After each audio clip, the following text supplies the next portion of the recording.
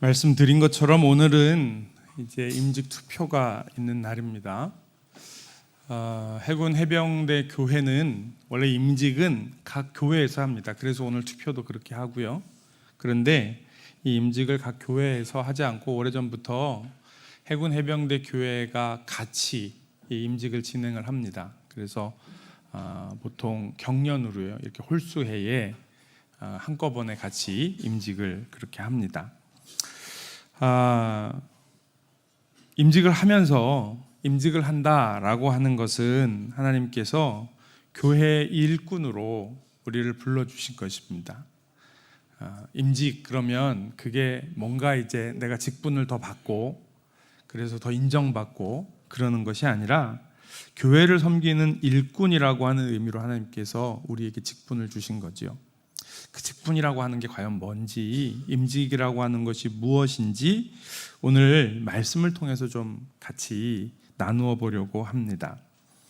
여러분, 우리가 부활절 시리즈 말씀을 나누고 있습니다. 그래서 부활의 삶을 살다라고 하는 주제로 말씀을 나누고 있는데요. 계속 말씀을 드리지만 부활절은 우리 지난번 4월 말에 했던 그 부활 주일만 부활절이 아닙니다. 정확하게 말해서는 매 주일이 부활절입니다. 성경은 안식일을 거룩히 지키라고 이야기하는데 우리가 주일을 안식일로 지키는 것은 예수님께서 이 주일에 부활하셨기 때문이죠. 그래서 부활을 기뻐하는 날이 우리가 지금 예배드리는 주일날입니다. 또 뿐만이 아니라 부활절뿐만이 아니라 이제 지금 계속되는 절기가 교회 절기로 부활절 절기입니다. 그래서 오늘 주보에도 보시면 부활절 네 번째 주일, 부활절 제4주 이렇게 되어 있죠. 그래서 이 부활절은 성령 강림절이 오는 6월 둘째 주까지 계속해서 부활절기로 지내게 됩니다. 이렇게 부활절을 매 주일마다 아니면 이렇게 한 7주 정도의 기간 동안 부활절을 지키는 이유는 부활이라고 하는 것은 단순히 교회의 하나의 절기가 아니라 우리가 그리스도인으로 또 동시에 교회로 살아가기 위해 우리의 믿음과 신앙의 가장 근간이 되고 있기 때문입니다. 우리가 예수님의 부활을 고백하고는 있는데 그런데 정말 그 예수님의 부활의 능력으로 살아가고 있는가? 그래서 이 부활 절기의 기간 동안에 우리의 삶의 각 영역마다 부활의 삶을 살아가기를 소망하는 마음으로 말씀을 나누고 있습니다. 특별히 바울이 골로새 교회에 쓴 편지 안에서 도대체 부활의 삶을 살아가는 것은 무엇인가라고 하는 말씀을 나누고 있는데요. 그래서 이전에 우리가 받은 구원이 무엇이고 또 구원받은 삶은, 부활의 삶은 가정과 일터에서 어떻게 작동하는지 이제 그런 말씀을 나누었습니다. 오늘은 임직 투표가 있기도 하고요. 또 바울이 자신이 교회의 일꾼 된 것에 대해서 이 골로새서를 시작하면서 그 말씀을 나누고 있어서 교회의 일꾼이 된다라고 하는 것은 무엇인가 좀 말씀을 나누려고 합니다. 그럼 먼저 교회는요, 하나님을 주인으로 여기는 사람들이 모여 있는 곳이 교회입니다. 그래서 교회에 함께 신앙생활하는 사람들을 여러 가지의 이름으로 불러요. 우리가 군에 있으면 여러 종교가 같이 있다 보니까요, 같이 쓰는 공통된 표현은 신자라고 하는 말을 씁니다. 틀리는 말은 아닙니다. 그런데 그냥 종교를 믿는 사람들이라고 하는 뜻이니까 우리가 우리 스스로를 가리키는 데는 신자라고 하는 말로는 우리의 정체성을 표현하기에 좀 어려움이 있을 것 같습니다. 그 다음에 교회에 다니는 사람들이라고 해서 교인이라고 하는 말도 씁니다. 그 말도 틀리는 말은 아닙니다. 그런데 보통 성경은 뭐라고 이야기하냐 하면 우리를 가리켜 성도라고 이야기를 합니다.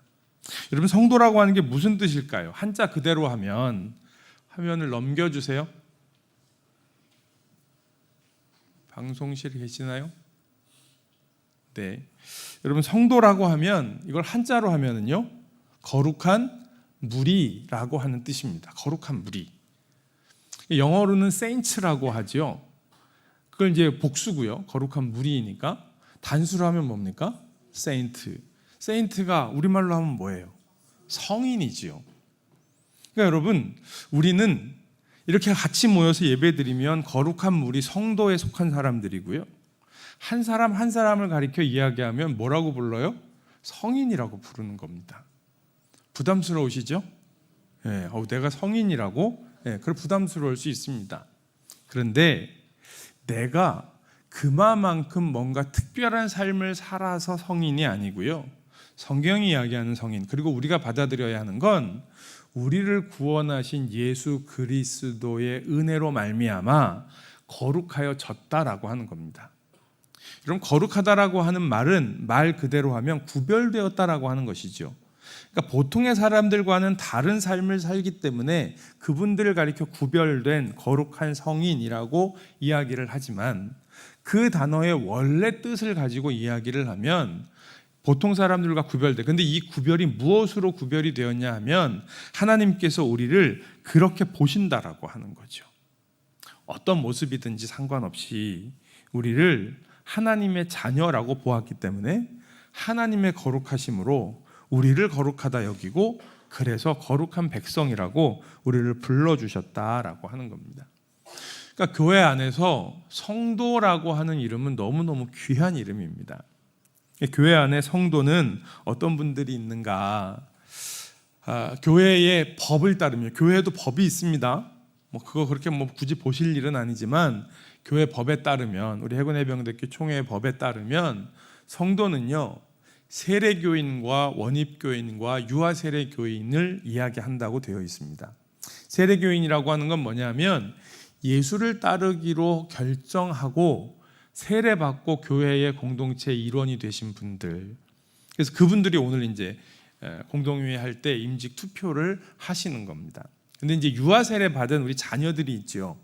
그 친구들은 성인이 될 때까지 입교식을 하고 성인이 되어서 본인의 책임을 다할, 신앙적인 책임을 다할 때까지는 따로 교회의 원입교인으로는, 그러니까 세례교인으로는 이야기하지 않습니다. 그리고 원입교인이라고 하는 게 있는데 안 쓰는 말이니까 쉽지는 않은데 한자 그대로 하면 처음 교회에 나오신 분들, 이 정도 이야기할 수 있을 것 같습니다. 그냥 교회를 지나가다 들리신 분들이 아니라 잘은 모르겠지만 제가 한번 하나님을 알아보고 싶습니다. 구원받은 삶이 있다고 하는데 그것이 그냥 세상을 살아가는 삶과는 다르다고 하던데 그게 뭔지 알아보고 싶습니다 라고 하는 분들, 그래서 우리가 지금 교회에서는, 우리 교회에서는 찾는이라고 얘기하기도 하고 전도 대상자라고 이야기하기도 하는데 그것보다는 하나님의 말씀을 찾기를 원하시는 분들, 불신자라고 하는 말은 적절치 않은 것 같아요. 그런 분들을 원입교인이라고 이야기를 합니다. 그런 구성들이 되어 있어요. 그리고 나서 이 성도님들이 직분을 받는 거죠. 이제 오늘 제가 임직에 대한 이야기들을 좀 하면서 몇 가지 당부를 좀 드릴 텐데요. 먼저 첫 번째는 임직과 관련되어 있는 건 아니지만 그런데 집사님이 아니신 분들이 있어요. 아까 얘기한 세례교인, 입교인은 세례만 받으시고요. 집사로 직분을 받지 않으신 분들이 계시는데 군인교회는요. 목사가 자꾸 바뀌다 보니까 그리고 입에 붙어있고 부르기 편하다는 이유로 자꾸 아무나 보고 그냥 집사라고 부르세요. 제발 안 그러셨으면 좋겠습니다. 왜냐하면 집사는 이제 말씀을 같이 나누겠지만 여러분 직분은 부르자고 있는 호칭이 아니기 때문에 그렇습니다. 부르기 불편해 하시는데 사실은 성도라고 하는 직분이 훨씬 더 좋은 겁니다. 그렇지 않으시겠어요? 그럼 집사라고 하는 직분이 좋으세요? 성도라고 하는 직분이 좋으세요? 성도가 훨씬 좋은 겁니다. 그리고 성도 안에 장로님들, 권사님들, 안수집사님들, 그리고 서리집사님들, 또 직분 받지 않으신 분들 뿐만 아니라 목사와 전도사 같은 사역자들까지 다 성도입니다. 그러니까 성도님 이렇게 부르시면 아주 좋은 호칭입니다. 또 그것이 조금 어색하실 수 있는데요. 형제자매라고 하는 표현도 참 좋은 것 같아요. 제가 목회를 하지 않고 이렇게 공동체 안에 들어갔던 경험이 군에 와서 목회하면서 한 2번 정도 있었습니다. 한 번은 열방대학에서 DTS 하면서요. 거기에 가면 교회에 있는 모든 호칭을 목사라고 하는 호칭도 안 씁니다. 목사도 그렇고 우리 장로님들도 그렇고 뭐 다른 권사님, 집사님들 다 마찬가지인데 호칭으로 부르지 않고요. 다 훈련 받으러 와서 그냥 다 형제자매라고 합니다. 그러니까 저보고 그냥 김재성 목사라고 이야기하지 않고요. 그냥 김재성 형제 이렇게 이야기를 합니다. 또 뭐 약간 미국 문화가 있어서 성은 또 빼고요. 그냥 재성 형제 이렇게 부르는데 좋더라고요. 또 제가 공동체를 좀 배우기 위해서 설교 때도 몇 번 말씀드렸지만 나들목 교회라고 하는 곳에 갔는데 거기는 이런 직분들이 없어요. 우리 보통 교회에서 쓰는 직분을. 그러니까 공동체를 책임지는 목자가 아니면 그냥 보통 다 형제 자매로 부릅니다. 그냥 형제 자매로 저한테는 재성 형제라고 이렇게 부르는데 좋더라고요. 여러분 나쁜 표현 아닙니다. 굉장히 좋은 표현입니다. 그러니까 부르는 호칭 때문에 직분을 가지고요. 그냥 마음대로 사용하시는 일은 적어도 우리 해군 중학교는 앞으로 좀 없으셨으면 좋겠어요. 직분을 드리려고 봤는데 언제 직분을 받으셨냐니까 모른대요. 근데 제가 보니까 모르시는 이유가 그냥 불려서 그런 것 같아요. 그래서 이 직분을 어떤 것인지를 좀 우리가 생각을 했으면 좋겠고요.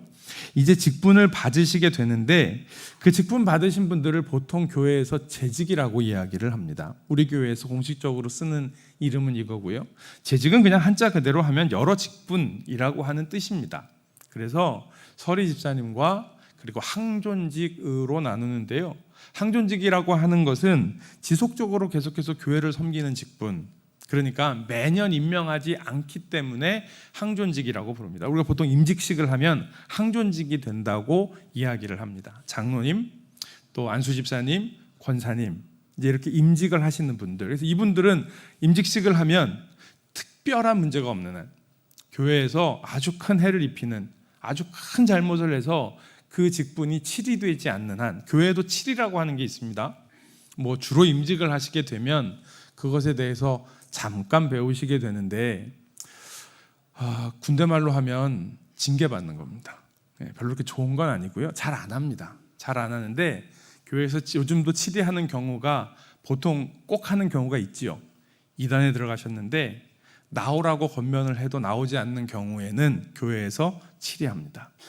그래서 그분을 교인의 명단에서 빼는 거죠. 하나님을 따르지 않겠다고 하는 분을 교회 명단에 그냥 둘 수는 없기 때문입니다. 물론 다른 여러 가지 이유로도 치리를 할 수 있으나 그러니까 그렇게 하지 않으면 그 직분을 은퇴하실 때까지 그냥 가지고 가시는, 또 은퇴를 하셔도 은퇴하신 직분으로 그냥 가지고 가시는 거지요. 왜 이걸 항존직이라고 이야기하냐 하면 서리 집사님은 사실 한 번 직분 받았다고 끝까지 가는 게 아닙니다. 매년 임명을 받는 겁니다. 그래서 이렇게 신앙생활 잘못하시면 사실은 집사님 임명했다가 그 다음에 뺄 수 있어요. 제가 그렇게 하지는 않습니다.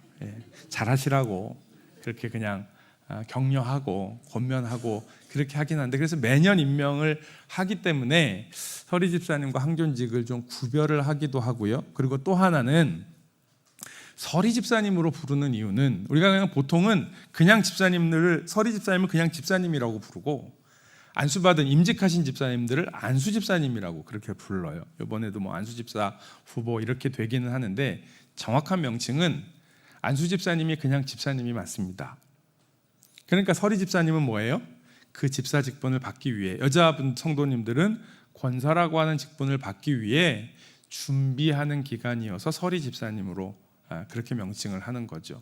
원래 명칭은 그게 맞습니다. 그래서 매년 임명을 받으면서 교회의 직분을 받기 위하여 준비하시는 분들이라고 하는 거죠. 세례를 받고 2년 정도 지나시고 또 교회를 꾸준히 출석하고 계시고 이렇게 하면 서리 집사의 직분을 드리기도 합니다.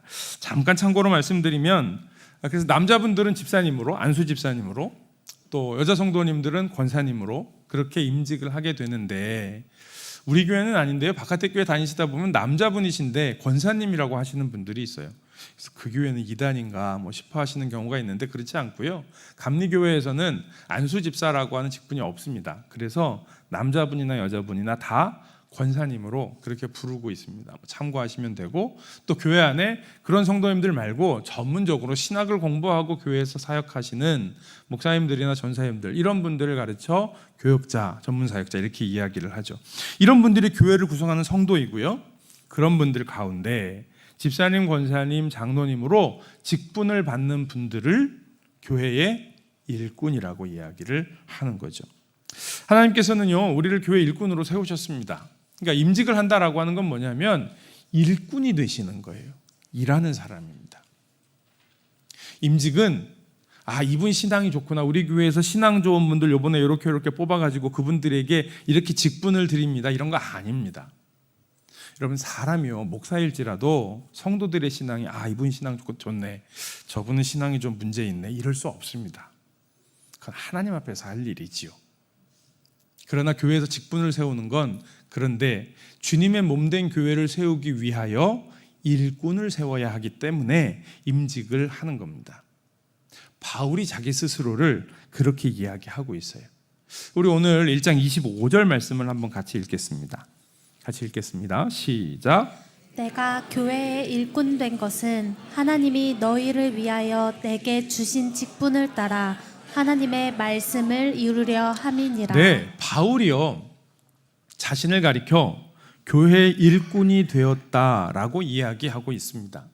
바울은 자신의 사도직이 주님의 몸된 교회를 섬기기 위한 일꾼의 직임이라고 하는 것을 생각하고 있었어요. 일꾼이 뭐냐? 섬기는 사람입니다.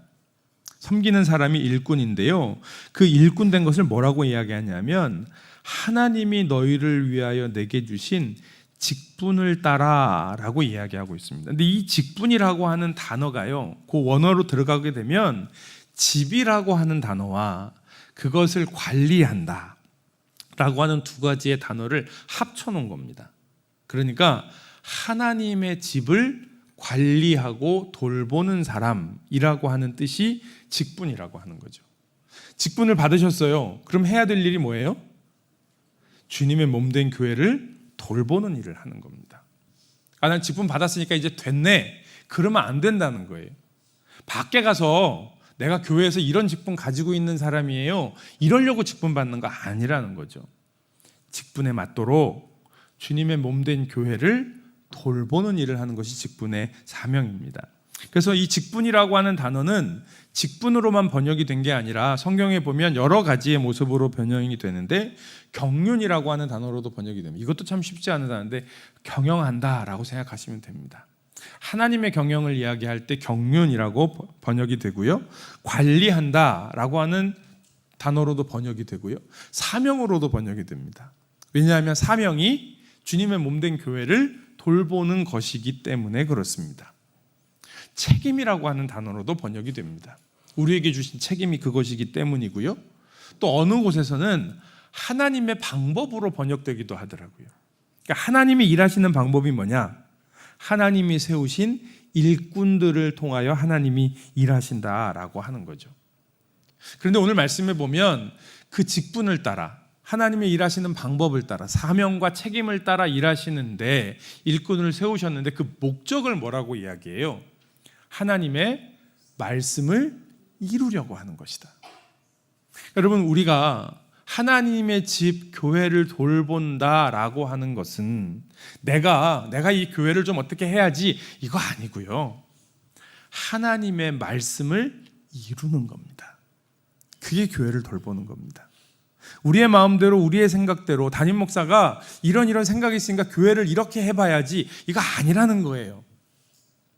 당회에서 장로님들이 우리 교회를 이렇게 해봅시다, 이거 아닙니다. 하나님의 말씀을 이루는 겁니다. 그런데 그 하나님의 말씀이 무엇이냐? 그게 그 뒤에 나와요. 26절과 27절에 먼저 보도록 하겠습니다. 한번 같이 읽겠습니다. 시작. 이 비밀은 만세와 만대로부터 감추어졌던 것인데 이제는 그의 성도들에게 나타났고 하나님이 그들로 하여금 이 비밀의 영광이 이방인 가운데 얼마나 풍성한지를 알게 하려 하심이라. 이 비밀은 너희 안에 계신 그리스도니 곧 영광의 소망이니라. 아멘. 자, 하나님의 말씀을 이루려 함이니라. 그리고 그 다음에 뭐라고 얘기하면 이 비밀은, 이렇게 얘기해요. 그러니까 여러분, 그 하나님의 말씀을 이루는 것이 비밀입니다. 그런데 그 비밀이 만세와 만대로부터 예전부터 감추어져 있던 것인데 이것이 성도들에게 드러났습니다.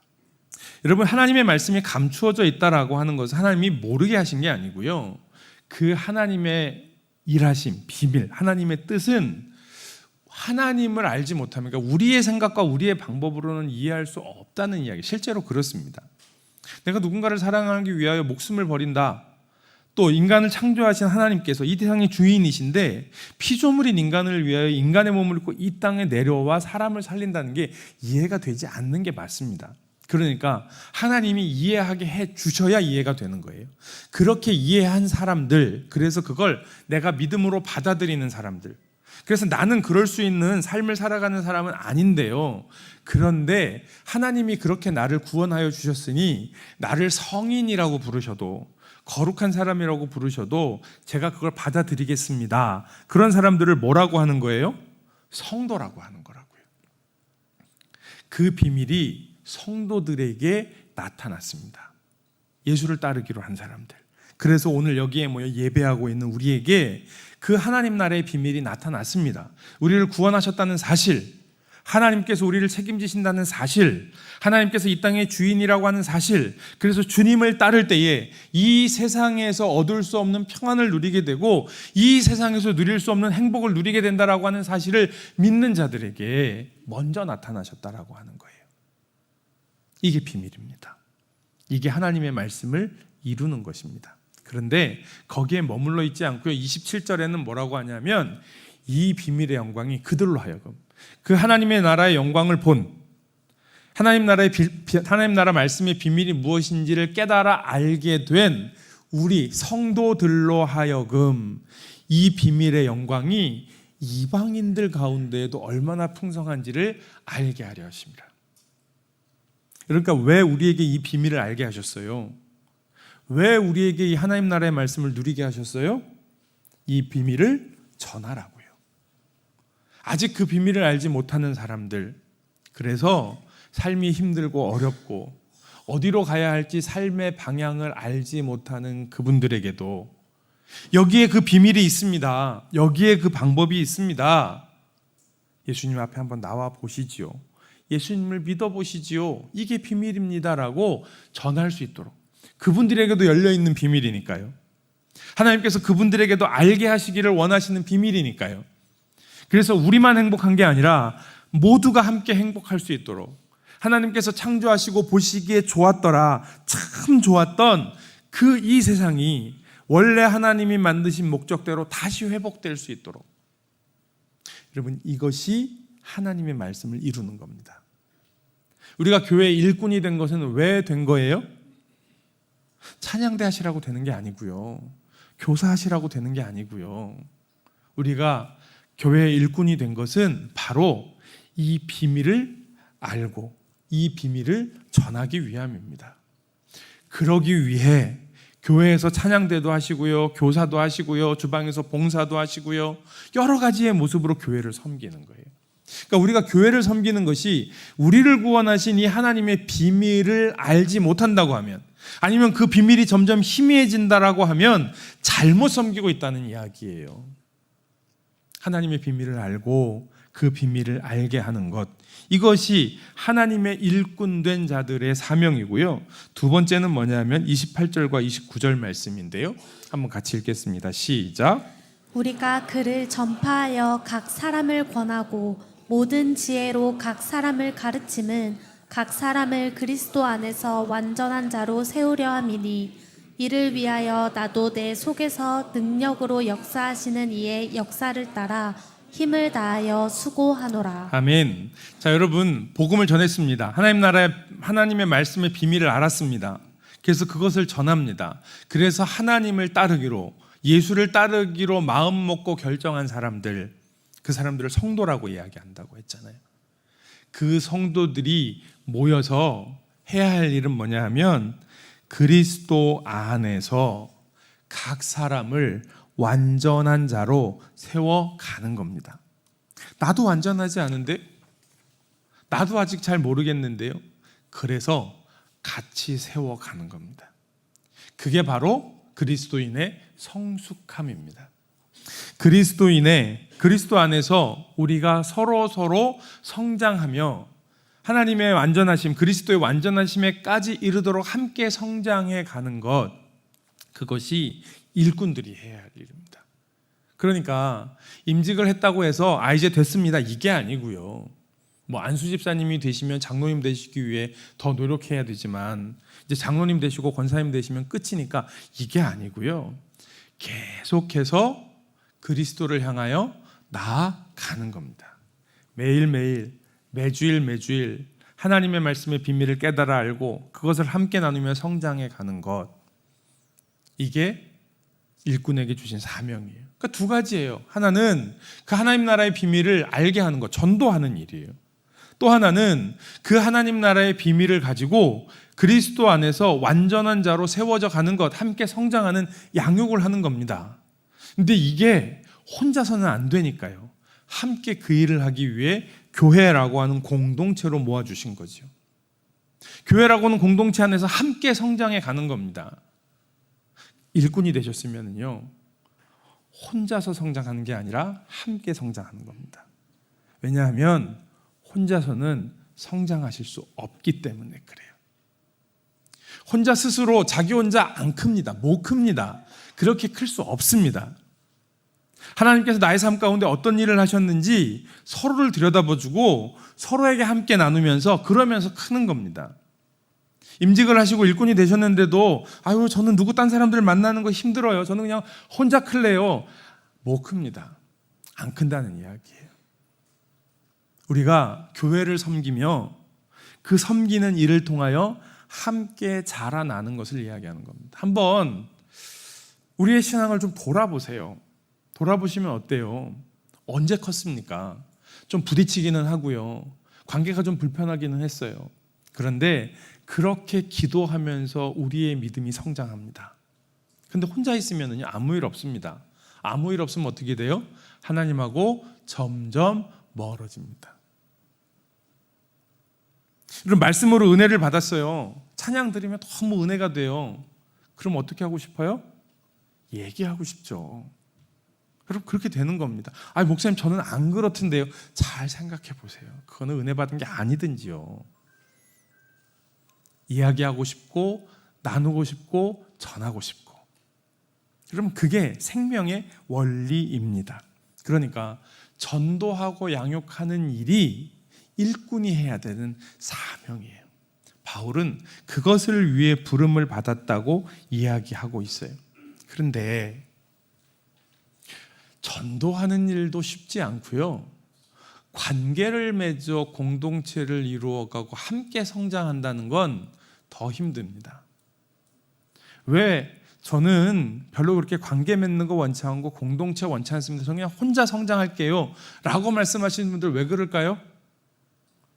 너무 좋은데, 관계를 맺고 성장하는 게 너무 좋은데 그럼 너무 좋아서 내가 이렇게 많이 누리면 안 될 것 같아요, 그래서 안 할래요. 이런 분 제가 한 분도 못 봤습니다. 왜 안 하려고 그래요? 힘드니까, 부딪히는 거 싫으니까, 괜히 마음에 더 상처만 되는 것 같으니까. 그러니까 안 만나려고 하세요. 안 부딪히려고 하세요. 혼자서 하려고 하세요. 바울이 뭐라고 이야기를 했냐면요, 1장 24절 말씀입니다. 같이 읽습니다. 시작. 나는 이제 너희를 위하여 받는 괴로움을 기뻐하고 그리스도의 남은 고난을 그의 몸된 교회를 위하여 내 육체에 채우노라. 아멘. 여러분, 바울이요, 지금 교회를 섬기는 일에 대해서 이야기를 하고 있는데요, 25절부터 29절까지 읽었습니다. 근데 그 이야기를 시작하기에 앞서 제일 먼저 한 얘기가 뭐냐면, 나는 이제 너희를 위하여, 이 골로새 교회를 위하여 받는 괴로움을 내가 기뻐한다. 괴로움을 기뻐한다고 이야기하고 있습니다. 그 다음에 그리스도의 남은 고난을 내 육체, 내 몸에, 내 삶에 채우겠다라고 이야기를 하고 있습니다. 무슨 이야기냐면, 바울이 교회를 섬기는 일이 그에게도 괴로움이고 고난이었다는 얘기예요. 교회 일꾼 되는 것은 힘든 일입니다. 전도하는 일도 힘든 일이고요, 누군가가 성장할 수 있도록 내가 성장하지만 그것을 돕는 일도 힘든 일입니다. 그러니까 이 괴로움과 고난을 피해 가려고 하는 거죠. 그러면 마음에 상처 안 받고 그러면 차라리 내 신앙이 지켜지겠지라고 하지만 여러분 그렇게 피해가면 절대 신앙이 지켜지지 않습니다. 일꾼 되는 것은 그 고난을 감당하는 건데요. 그 고난의 감당이 뭐냐 하면 물론 시간을 내어 물질을 들여 교회 나와서 봉사하시는 거 좋습니다. 그런데 관계가 있어야 돼요. 조금 나하고 다른 사람하고 부딪혀가면서 그러나 그 고난 가운데 하나님의 일하심이 뭔지 하나님의 역사하심이 무엇인지를 보고요. 그것을 배워가는 것, 이것을 가리켜 우리가 교회에서 섬기고 일하는 사역이라고 이야기를 하는 겁니다. 그러니까 교회 사역은 그런 겁니다. 교회가 교회되기 위해서 사역하는 거 아닙니다. 교회 모든 부서 다 마찬가지예요. 교회에서 봉사하시는 분들, 우리 해군중앙교회가 그래도 이런 건 해야지요. 우리 해군중앙교회 그래도 찬양대는 있어야지요. 찬양단은 있어야지요. 반주자도 있어야지요. 밑에 교회학교 교사들도 있어야 되고 아이들도 모여야 되니까 주방에서 일도 해야지요. 네, 그거 없어도 교회는 됩니다. 오늘 일부 예배 때도요. 오늘 아까 말씀드린 것처럼 각 부서에서 부모 초청 예배가 있는데 일부 예배 찬양단이 다 청소년부 자녀들을 두고 있으셔서 다 내려가셨어요. 그럼 예배를 어떻게 드려요? 뭘 어떻게 드려요? 그냥 목사가 찬양하면 되지. 우리 전사님이 반주해 주시고 피아노 반주하고 그냥 목사가 찬양하고 그렇게 예배했어요. 아무 문제 없습니다. 뭐 그런 필요 없다는 얘기냐? 아니요. 이걸 통해서 하나님께서 우리에게 주신 하나님의 말씀의 그 비밀을 내가 누리고 알리는 거예요. 찬양하는 걸 통해서, 주방에서 봉사하시는 일을 통해서, 교회를 섬기는 일을 통해서 그 일들을 하는 겁니다. 그걸 통하여 우리가 함께 성장하고 성숙하는 겁니다. 그게 교회의 일꾼된 자들이 하는 겁니다. 그래서 우리 모두가 성장하면 교회도 성장하는 거예요. 이게 바로 하나님 나라 일의 비밀이라고 하는 거죠. 그러니까 교회를 섬기는 일, 일꾼이 되는 일은 힘들고 어려운 일입니다. 그런데 이 고난을 살아가는 것이 그리스도인의 삶입니다. 왜냐하면 바울이 뭐라고 이야기했냐면 그리스도의 남은 고난을 내 육체에 채우노라 라고 했어요. 그리스도의 고난이 뭐예요? 십자가지요. 왜 십자가의 고난을 당하셨습니까? 우리를 구원하시려고요. 그런데 그리스도의 남은 고난이 있대요. 그리스도의 남은 고난이 예수님께서 우리를 구원하시기 위해 십자가를 지셨는데 마치 예수님께서 골고다 언덕을 오르시다가 쓰러지시니까 구레네 사람을 그 십자가를 매게 하고 올라갔던 것처럼 내가 다 지려고 했는데 얘들아 미안하다. 내가 다 못하겠다. 니들이 좀 해주련. 그래서 남은 고난일까요?